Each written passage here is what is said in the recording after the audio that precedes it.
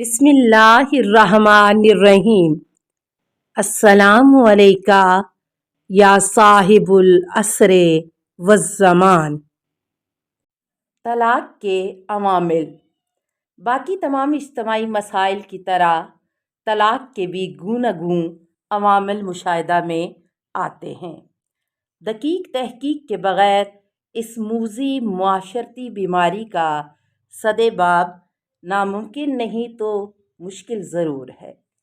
لہٰذا اس حوالے سے کوئی بھی قدم اٹھانے سے پہلے اس کے عوامل کو تلاش کرنا چاہیے تاکہ اس بیماری کو جڑ سے ختم کیا جا سکے۔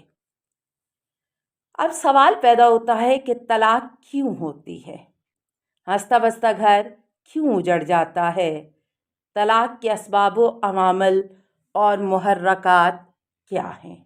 ہمارے معاشرے میں طلاق کی عمومی وجوہات جہیز، وٹا سٹا کی شادی، شوہر اور بیوی میں سے کسی ایک کا اپنی حدود سے تجاوز کرنا یا اپنے حقوق کی ادائیگی سے پہلو تہی کرنا ہے۔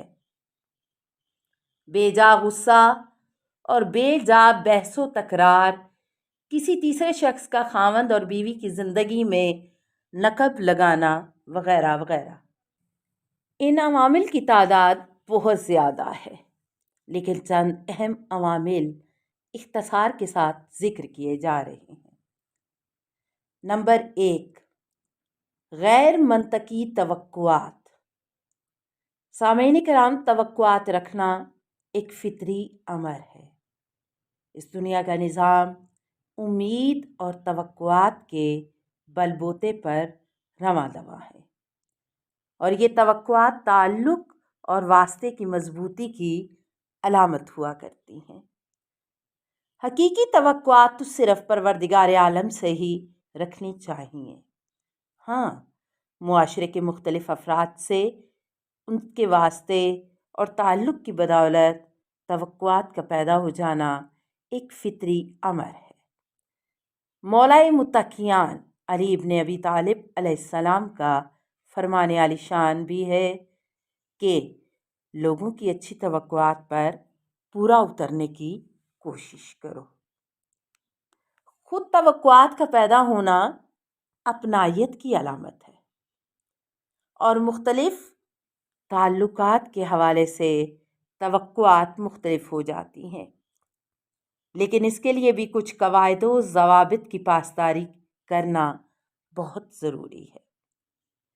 وہ توقعات جو عقل و منطق کی کسوٹی پر پرکھ کر رکھی جائیں، محبت و عشق میں گرمی پیدا کرنے کا سبب بنتی ہیں اور منزل تک پہنچنے کے لیے ایک بہترین سہارے کا کام کرتی ہیں، جبکہ غیر منطقی اور غیر عقلی توقعات تعلقات میں بدنظمی کا موجب بنتی ہیں۔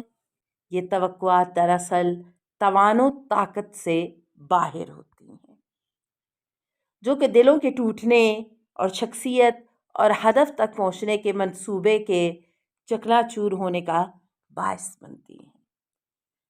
مرد کو عورت کی طاقت اور توان کے خیال رکھتے ہوئے توقعات وابستہ کرنی چاہیے۔ امام علی علیہ السلام کا فرمان ہے کہ عورت پھول ہوتی ہے، نہ کہ پہلوان، اور اسی طرح بیوی کو بھی مرد کے وسائل اور طاقت کے مطابق توقعات رکھنی چاہیے۔ ایک دفعہ امام علی علیہ السلام نے اپنی زوجہ سیدہ زہرا سلام اللہ علیہا سے کھانا طلب فرمایا تو بی بی نے کہا کہ مولا، ہمارے گھر میں 2 دنوں سے کھانے کے لیے کچھ نہیں ہے، بچے بھی بھوکے ہیں۔ امام علیہ السلام نے فرمایا کہ آپ نے میرے سامنے تذکرہ کیوں نہیں کیا؟ تو بی بی نے فرمایا، مجھے اللہ تعالیٰ سے حیا آتی ہے کہ آپ سے وہ چیز طلب کروں کہ جس کے مہیا کرنے پر آپ قادر نہ ہوں۔ شوہر اور بیوی کے درمیان جدائی کا ایک اہم عامل بے جا اور نامحدود توقعات ہیں۔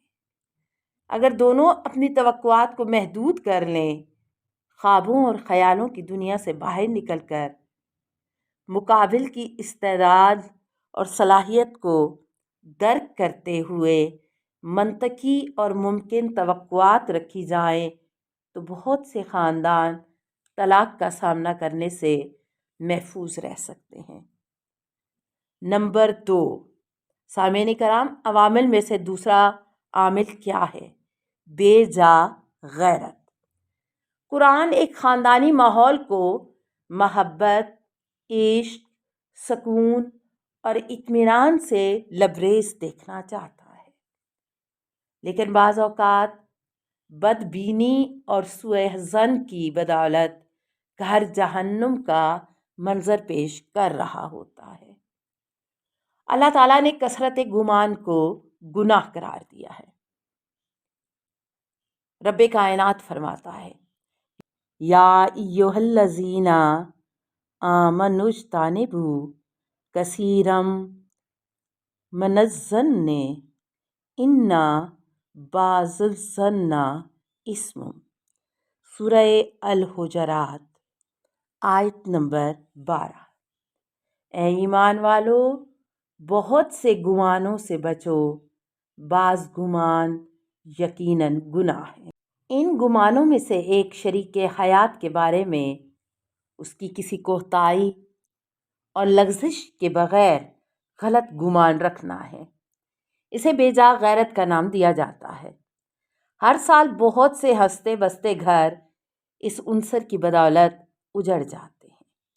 یہ وہ غیرت کی قسم ہے کہ جو اللہ کی ناراضی کا باعث بنتی ہے۔ رسول اکرم صلی اللہ علیہ وآلہ وسلم کا ارشاد گرامی ہے، خداوند متعال دو غیرتوں میں سے ایک کو دوست رکھتا ہے جبکہ دوسری کو سخت ناپسند کرتا ہے، اور دو خود پسندیوں میں سے ایک کو پسند اور دوسری کو ناپسند کرتا ہے۔ صرف شک و شبہ کی بنیاد پر غیرت مند بن جانے کو خداوند ناپسند کرتا ہے، جبکہ جس موقع پر شک نہ ہو بلکہ یقین ہو اس موقع پر غیرت مندی کو خدا پسند کرتا ہے۔ اور جب انسان صدقہ دے اور خود پسندی کا اظہار کرے اس کو خداوند متعال پسند کرتا ہے، اور جبکہ خود پسندی غرور و تکبر کی وجہ سے ہو تو خداوند کو ناپسند ہے۔ امام علی علیہ السلام نے فرمایا کہ غیرت مندی دو طرح کی ہوتی ہے، ایک اچھی غیرت مندی کہ جس کی بنا پر شخص اپنے اہل و عیال کی تربیت و اصلاح کرتا ہے، اور دوسری غیرت مندی ایسی ہوتی ہے جس کی وجہ سے انسان جہنم میں جاتا ہے۔ امام علی علیہ السلام نے ایک اور مقام پر اپنے امام بیٹے امام حسن علیہ السلام سے اس بے جا غیرت کے بارے میں ارشاد فرمایا۔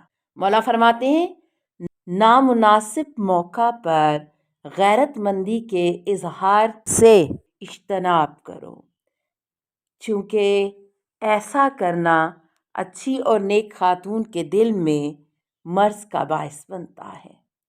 اس نااعتمادی کی وجہ سے اگر طلاق کسی وجہ سے نہ بھی ہو تو گھر کا ماحول ہر وقت تلخی کا شکار ضرور رہتا ہے۔ سامعین کرام، باقی عوامل کا ذکر ہم انشاءاللہ اگلی پوسٹ میں کریں گے۔ السلام علیکہ یا سیدتا نساء العالمین، السلام علیکہ یا بنت رسول رب العالمین، السلام علیکہ یا زوجتا علی امیر المومنین، السلام علیکہ یا ام الائمۃ المعصومین، یا فاطمۃ الزہراء، السلام علیکہ ورحمۃ اللہ وبرکاتہ۔ اللہم صلی علی محمد و آل محمد۔